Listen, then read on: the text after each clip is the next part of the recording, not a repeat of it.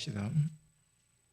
영광스러운 하나님, 하늘에서는 하늘의 천군 천사들과 먼저 간 성도들의 찬양을 받고 있으시고, 땅에 있는 저희들도 하늘의 찬양과 합하여서 땅에서 찬양드립니다. 저희들이 하나님을 향하여서 믿음을 가질 수 있도록 계시의 말씀을 주시고 또 보이는 말씀으로 성례를 저에게 주시니 감사합니다. 오늘도 성례에 대해서 배우면서 세례와 또 저희가 성찬을 받을 때 참으로 거기에 임재하시는 우리 주 예수 그리스도를 새롭게 만나고 믿음이 새로워질 수 있도록 이 시간 저희들에게 가르쳐 주시옵소서. 주 예수 그리스도 이름으로 기도드립니다. 아멘. 네, 오늘 요리문답 제25주입니다.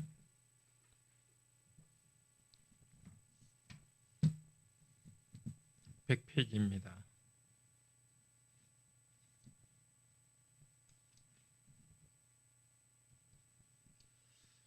네, 65문부터 문답하겠습니다.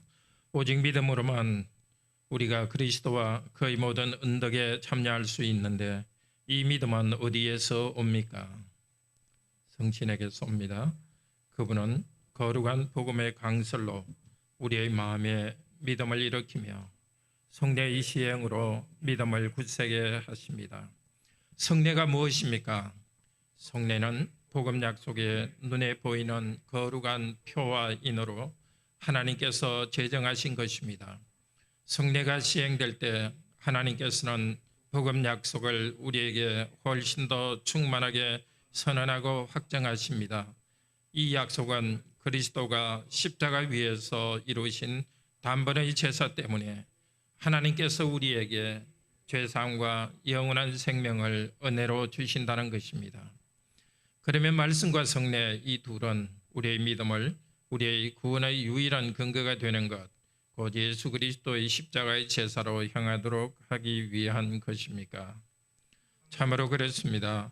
우리의 모든 구원이 그리스도가 우리를 위해 십자가 위에서 이루신 단번의 제사에 있다는 것을 성신께서는 복음으로 가르치고 성례로 확정하십니다.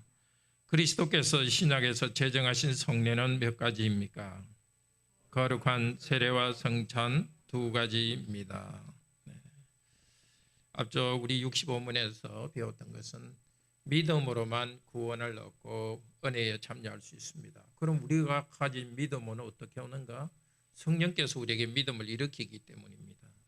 그런데 믿음을 일어나기 위해서는 성령께서 아무것도 없이 그냥 우리 안에서 일하시는가? 성령께서는 항상 수단을 사용하십니다. 방편, 그릇, 은혜를 주실 때 사용하는 수단, 외적 수단은 세 가지가 뭐죠? 말씀과 성례와 기도고, 또 내적 수단은 믿음이죠. 그리고 이것을 대행하는 대행기관은 교회입니다. 이 은혜가 우리에게 오는 데는 외적 수단이 있고 내적 수단이 있고 또 교회가 이 일이 가능하도록 합니다. 자, 그 중에 은혜의 수단 중에서 성례에 대해서 오늘 좀 더 구체적으로 배웁니다. 성례는 복음 약속입니다. 복음 약속.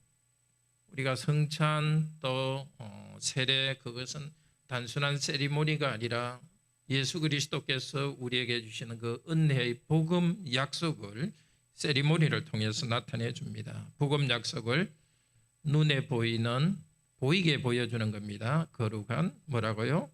표, 사인입니다. 그리고 도장입니다. 그것은 하나님께서 제정하신 것입니다. 사인이라는 게 뭐죠? 교통표지판이 있으면은 화살표로 9번 교통표지판이 있으면 뒤쪽에 실제 9번 길이 있죠. 그래서 우리가 성찬에서 또 세례에서 보는 물과 포도주 빵은 이 도로 표지판과 같습니다. 바로 표지판 뒤에는 실제 도로가 있듯이 성찬의 빵과 포도주 또 성례의 물, 세례의 물, 이 성찬식에 우리가 보는 것은 눈에 보이는 표지만 이것이 사인으로서 그리스도께서 영으로 성령님을 통해서 우리와 함께 계시면서 우리와 연합하는 그 사인이 있습니다. seal 도장입니다. 약속으로서 믿음으로 이것을 행할 때는 우리에게 구원의 은혜를 반드시 주십니다. 로마서 4장 11절 이건 아브라함인데요. 아브라함이고 할례의 괄호 안에 표입니다. 할례의 표를 받은 것은 무할례 시의 믿음으로 된 의를 인친 것이니 로마서 4장 11절에 표와 인을 이야기합니다. 표와 인 같이 읽읍시다. 저 아브라함이 할례의 표를 받은 것은 무할례 시의 믿음으로 된 의를 인친 것이니 할례라는 것은 바로 표요. 구약시대의 할례 또 하나님께서 의롭다 하신 것에 대한 인 도장입니다. 할례는 구약의 세례입니다. 금방 이야기했듯이 도로 표지판이 그 뒤에 있는 길을 나타내듯이 성례는 하나님의 약속을 나타냅니다. 또 그리스도의 임재를 나타냅니다. 확실한 도장입니다. 자, 우리 굵은 채로 된 거 같이 읽읍시다. 성례가 시행될 때 하나님께서는 복음 약속을 우리에게 훨씬 더 충만하게 선언하고 확정하십니다. 우리가 복음 말씀을 듣고서 예수 그리스도를 영접하고 만납니다. 그렇지만 우리가 성례에서 눈으로 보고 입으로 먹는 것을 통해 훨씬 더 충만하게 선언하고 확정하십니다. 그럴 때 우리 믿음에 큰 도움이 됩니다. 거꾸로 되지는 않죠. 먼저 말을 듣고서 믿습니다. 예수 그리스도를 영이신 그리스도를 영접하는 거고 그 다음에 이미 그리스도를 안 성도들이 성례를 통해서 우리가 알게 된 그리스도와 복음의 풍요로움에 대해서 시청각 자료를 통해서 그와 함께 단순한 시청각 자료가 아니죠. 오해를 좀 줄 수가 있습니다. 하여튼 그 시청각 자료는 그것만 있고 다른 것이 없지만 여기는 하나님께서 정하신 그리스도께서 정하신 것이기 때문에 그 이상의 그리스도의 임재가 있기 때문에 시청각 자료라고 단순히 말할 수는 없지만은 하여튼 그렇지만 우리가 눈에 보이는 선명한 것을 통해서 우리가 영적으로 경험한 것을 눈에 보이게 보여주십니다. 우리 믿음에 도움을 주기 위해서입니다. 복음을 듣고 믿지만은 그러나 듣고 믿은 사람에게 보고 믿도록 도움이 됩니다. 요리문답에 있는 건 복음 약속은 같이 읽읍시다. 복음 약속은 그리스도가 십자가 위에서 이루신 단번의 제사 때문에 하나님께서 우리에게 죄사함과 영원한 생명을 은혜로 주신다는 것입니다. 그러니까 세례나 성찬에서 나타내는 것은 바로 이 복음 약속입니다. 복음 약속은 뭐죠? 십자가의 제사 때문에 죄사함과 생명. 우리가 누리는 구원의 연대는 요약하면 두 가지죠. 죄를 용서받고 성령님 안에서 새로운 생명을 산다는 것을 다시 한 번 더 눈에 보이게 보여주고 우리에게 확인시켜 주십니다. 자, 이 성례는 언약의 표입니다. 무슨 말이냐면 믿음의 표와 인보다 먼저 복음 약속의 표와 인입니다.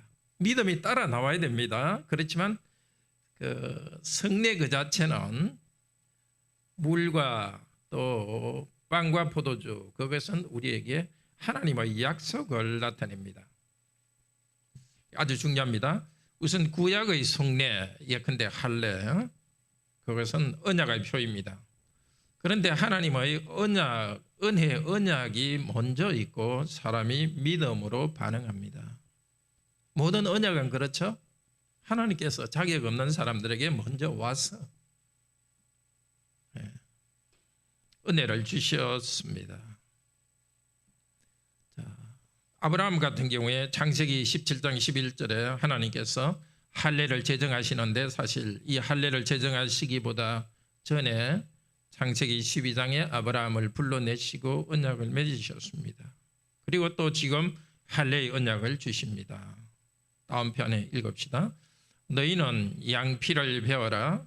이것이 나와 너희 사이의 언약의 표징이니라. 양피라는 것은 그 껍질을 배라는 것입니다. 자, 이것은 할례를 하는 것은 나의 뭐라고요? 나의 믿음, 우리의 믿음의 표화인이 아니라 복음 약속의 표화인입니다. 그 자체가 하나님께서 주시는 언약의 표화인입니다. 그러면은 이미 믿음을 가지고 있는 사람, 아브라함 같은 경우에는 이미 하나님을 믿고 관계가 맺어졌는데, 이미 하나님을 믿은 아브라함이 하나님께 주신 표를 받으면서 믿음을 다시 새롭게 합니다. 마찬가지로 믿음을 고백한 사람이 세례를 받고 성찬에 참여합니다.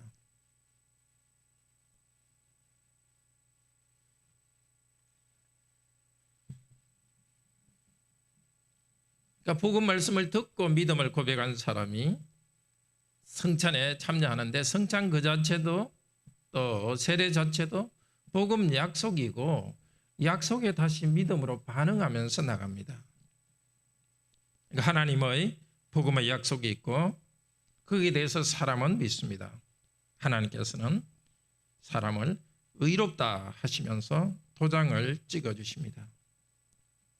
그러니까 나의 믿음보다 더 중요한 것이 하나님의 복음 약속과 의롭다 하심입니다. 하나님께서 표시하고 도장 찍어 주시는 겁니다. 이것이 왜 중요한가? 많은 경우에 성찬을 자기 믿음의 표시로 생각하는 경향이 있습니다. 그러면 이런 반응이 나오겠죠? 나는 성찬을 충분히 준비하지 못했으니까 이번에는 참여 안 해야 되겠다. 내가 믿음이 이 정도로 강해지지 않은 상태니까. 잘못 생각합니다. 그러나 그렇지 않습니다. 하나님께서는, 예수 그리스도께서는 성찬 때마다 다시 복음으로 우리를 초대하십니다. 믿음이 약한 우리에게 믿음을 일으키시면서 오라고 합니다. 우리는 자기의 연약함이 있더라도 다시 그리스도의 십자가의 복음 약속을 의지하면서 믿음으로 나가야 됩니다. 너무 중요합니다. 내가 믿음이 있다는 것을 표시하기 위해서 성찬에 참여하는 것이 아니고, 오히려 물론 내가 믿음이 있지만은, 그러나 주께서 복음 약속으로 다시 불러주셔서 나의 믿음을 더 강하게 해주시기 위해서 불러주시기 때문에 부족하더라도 복음을 향해서 나아갑니다. 다시 오너라. 내가 다시 너에게 줄게. 이리 오너라 하시는 겁니다. 세례도 마찬가지죠. 유아 세례의 경우도 부모의 구원의 확신의 표시가 아니라 하나님의 약속을 믿고 세례를 줍니다. 부모가 유아 세례를 줄 때 자기 믿음이 부족한 줄도 압니다. 그렇지만 하나님께서 자신을 은혜로 구원하셨고, 은혜로 구원받은 자신의 가문에 태어난 자녀도 언약의 백성인 줄 알기 때문에 참여합니다. 복음 약속이지만은 성례는 믿음의 반응이 따라 나와야 합니다. 성례는 복음 약속의 표화인이기 때문에 먼저 복음 약속, 뭐죠? 말씀이죠. 복음의 약속, 즉 말씀을 통해 우리의 믿음을 일으켜 주시고, 그 다음에 보이는 성례가 있습니다. 먼저 선포되는 말씀을 통해서 그리스도를 믿고 은혜를 받지 못하면 성례에서 은혜를 받을 수가 없습니다. 과거 교회의 역사에서는 말씀에 대한 믿음이 없이도 성례만 참여하면 은혜를 받는다고 잘못 생각했습니다. 죽어가는 아기에게 산파가 세례를 줘야 된다.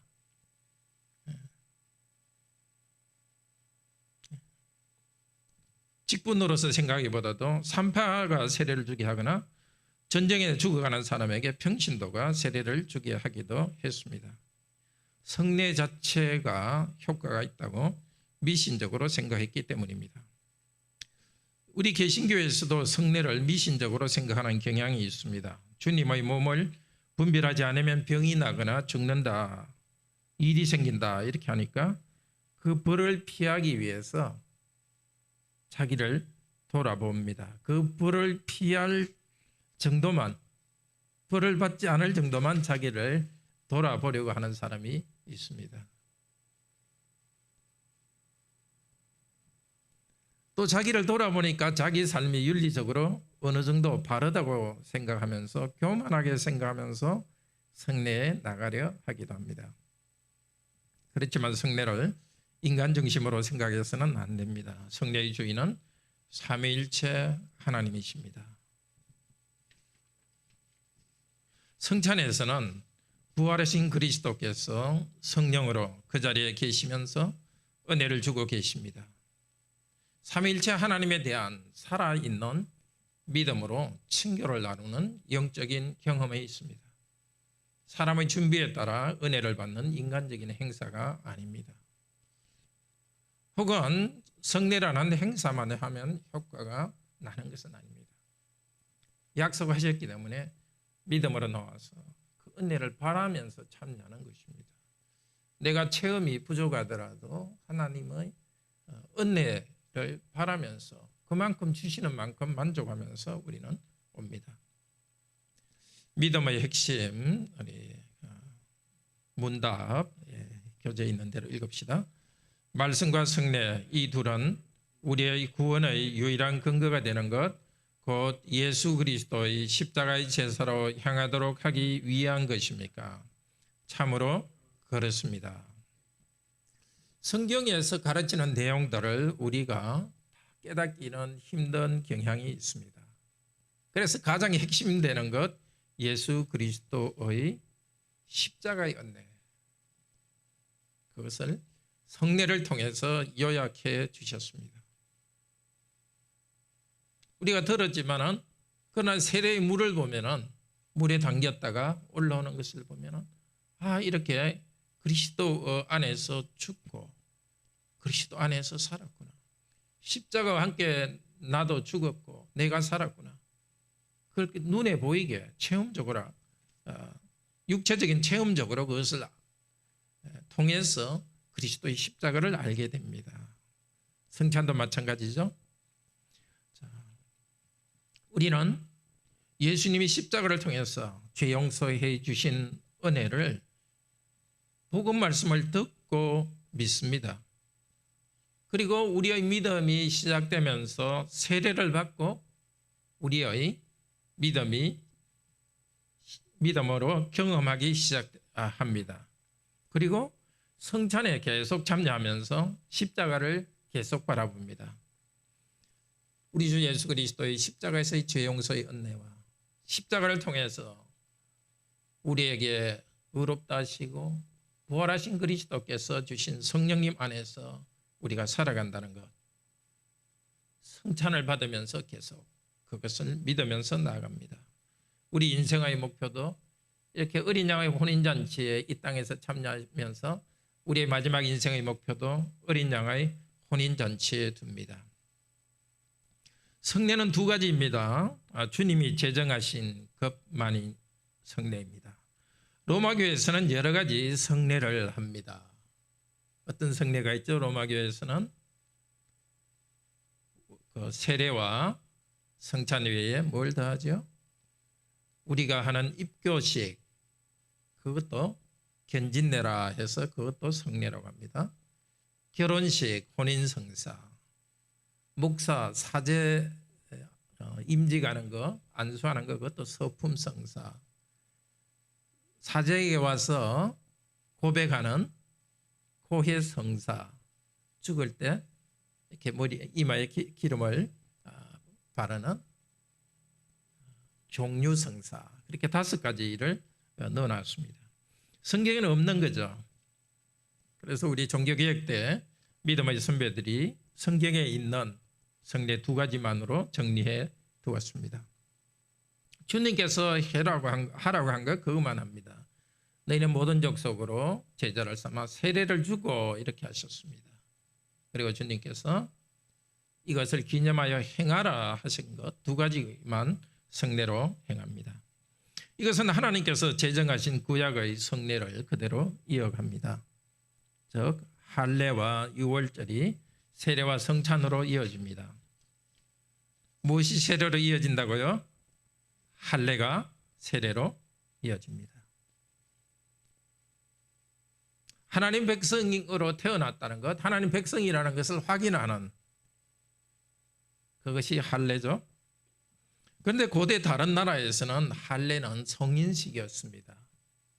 이제 성인이 돼서 생식 능력이 있다는 것을 나타내었습니다. 그런데 구약에서는 하나님께서는 8일 만에 시행했습니다. 생식 능력은 사람에게 있지 않고 하나님께 있음을 나타냈습니다. 또 이 할례는 마음의 할례를 나타내는 새로운 순종을 나타냅니다. 신명기 36장 그 다운표 안 부분만 읽읍시다.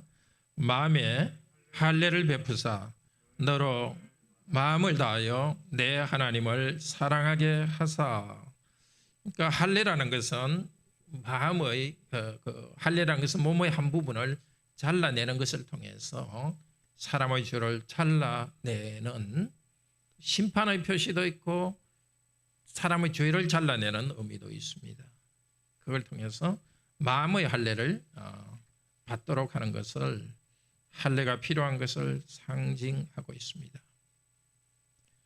생명과 새로운 순종, 할례가 나타냈던 생식 능력을 나타내는 생명 그리고 새로운 순종, 이것은 그리스도께서 우리에게 주시는 선물입니다. 새 생명으로 태어나고 또 새롭게 순종하는 것. 그래서 예수님께서는 할례를 세례로서 바꾸었습니다. 골로새서 2장 11절 12절 성경을 찾으시면 좋겠고요. 아니면 이 요리문답 책을 보셔도 됩니다.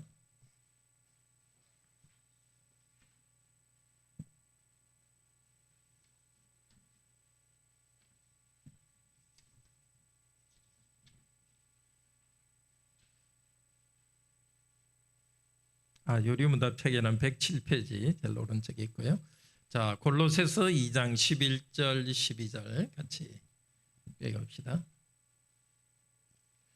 또 그 안에서 너희가 손으로 하지 아니한 할례를 받았으니 곧 육적 몸을 벗는 것이요 그리스도의 할례니라. 너희가 세례로 그리스도와 함께 장사한 바 되고 또 죽은 자들 가운데서 그를 일으키신 하나님의 역사를 믿음으로 말미암아 그 안에서 함께 일으키심을 받았느니라. 손으로 하지 아니한 할례, 즉 세례입니다. 세례를 통해서 그리스도와 함께 죽고 다시 일어났습니다. 구약의 할례를 이제 세례로 바꿔주셨습니다. 새로 태어난 것을 세례를 통해서 나타납니다. 우리 주님께서 여러분에게 세례를 받는 것을 통해서 새로 태어난 영적 사실을 나타내 보여주셨습니다. 성찬은 구약의 무엇이 이어진 것이라고요? 예, 유월절이 이어졌습니다. 유월절도 그리스도의 죽음을 예표하죠. 이스라엘 백성이 애굽에서 종노릇 할 때에 하나님은 애굽에 장자를 치셨습니다. 이스라엘은 심판을 면하게 하셨습니다. 바로 문에 발렸던 어린 양의 피 때문입니다. 대속의 피, 그것에 의해서 하나님의 심판을 피했습니다. 고린도전서 5장 7절에서는 유월절 양 그리스도의 희생이라고 합니다. 바로 구약의 유월절은 그 양의 피가 효력이 있었던 것이 아니라 하나님께서 보내시는 예수 그리스도의 중보의 피가 공덕을 나타내는 것입니다. 구약 백성은 그런 것을 다 알지는 못했지만 하나님이 정하신 대로 믿음으로 행했고 그들은 하나님께서 주신 대속의, 하나님이 마련하신 대속의 제도를 의지하고 피를 발랐습니다. 그 뒤로 하나님께서는 백성들에게 유월절 식사를 하고 그러면서 매년 6월절 식사를 하면서 하나님께서 그들을 구원하신 일, 피를 발라서 구원하신 일, 그것을 기억하도록 했습니다. 그래서 할례가 1년에 평생 한 번 하듯이 세례도 평생에 한 번 하고 6월절은 반복했듯이 성찬은 반복합니다. 구약과 신약의 두 성례는 하나님의 복음 약속을 눈에 보이게 보여줍니다. 사람의 생각과는 다릅니다. 사람은 출생과 죽음을 중요하게 생각합니다. 자연적인 출생과 죽음을 중요하게 생각합니다. 그러나 하나님은 예수 그리스도의 십자가의 죽음을 가장 중요하게 생각하십니다.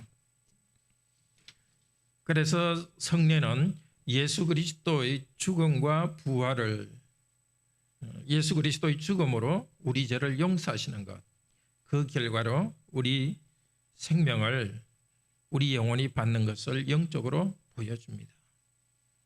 성례는 말씀 선포의 직무, 공적으로 말씀 선포의 직무를 가진 목사만 공적으로 집행합니다. 물론 개인적으로 가정에서 복음을 나누지만 그것은 목사의 직분으로는 하지 않고 가정에서 하는 것이고요. 교회로서 하는 예배는 목사가 집례하듯이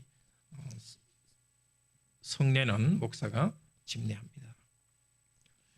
자, 세례 때마다 볼 때마다 또 성찬을 볼 때마다 정말 우리에게 이 바른 지식 가운데서 은혜가 있기를 바랍니다. 계속해서 그리스도의 십자가의 죽으심과 부활의 복음으로 우리에게 초대하시는 그 그리스도께 나아가서 믿음이 새로워지는 은혜가 있기를 바랍니다. 함께 기도합시다. 혹시 질문이 있으세요?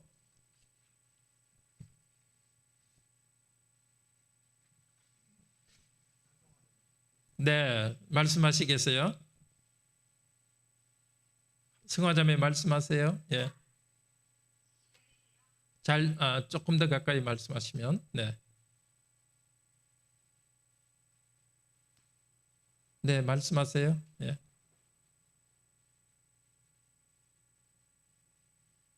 안 들려.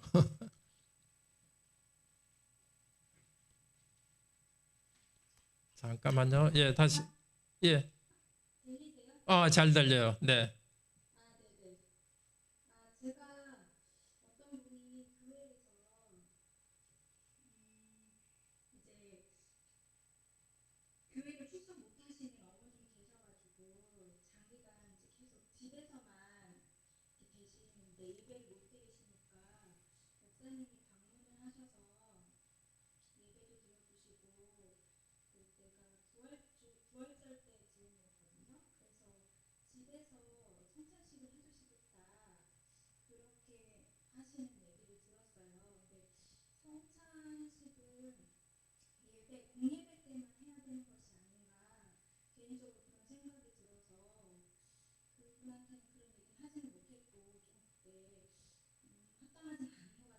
네. 네, 네. 저도 성화자매 말씀에 동의합니다. 지금 사실 어떤 교회들에서는 화상으로 예배 드리면서 이렇게 가정에 미리 성찬의 빵과 포도주를 배달해 가지고 그냥 거기서 화상으로 이렇게 참여하도록 이렇게 한다는 걸 들었어요. 근데 그건 좀 곤란할 것 같아요. 성경에서 그렇게 하지 말라는 건 없지만은 지금 성찬에서 중요한 것은 물리적인 거거든요. 복음 말씀은 이렇게 들려지는 좀 들려지는 효과가 있기 때문에 그래도 이렇게 영상으로도 좀 부족하긴 하지만 되지만은 이 성찬은 빵과 포도주라는 것은 물리적인 것을 먹는 거거든요. 그리고 그건 물리적이라는 것에는 개인적인 것이 아니라 교회 공동체가 물리적인 공간에 함께 있어야 그것이 성찬이 되거든요. 물리적 공간이 떨어져 있는 상태에서는 그건 성찬은 되지 않는 것이고 성찬의 은혜가 없이 복음 말씀의 은혜로 만족하는 것이 맞는 것 같아요. 그냥 한다면 이게 느낌은 좋을지 몰라도 실제 그리스도께서 원하신 그 함께 만나서 먹는 것, 그 의미가 사라지기 때문에 굉장히 성찬을 좀 미신적으로 만들어 버릴 수 있지 않겠나. 그래서 정말 동의합니다. 혹시 또 다른 질문 있으신지요? 네. 같이 마음이 통하는 질문해 주셔서 고맙습니다. 네, 우리 함께 기도하고 마칩시다. 참으로 감사합니다. 하늘의 영적인 이 진리, 또 삼위일체 하나님의 계심과 우리를 구원하시는 이 신비한 일을 하나님께서 은혜로 우리에게 내려주셨습니다. 하나님의 아들이 사람이 되시고 우리를 위해 십자가에 죽으시고 부활하셨고 이제 그 공덕에 우리가 참여하도록 성령께서 일하시니 감사합니다.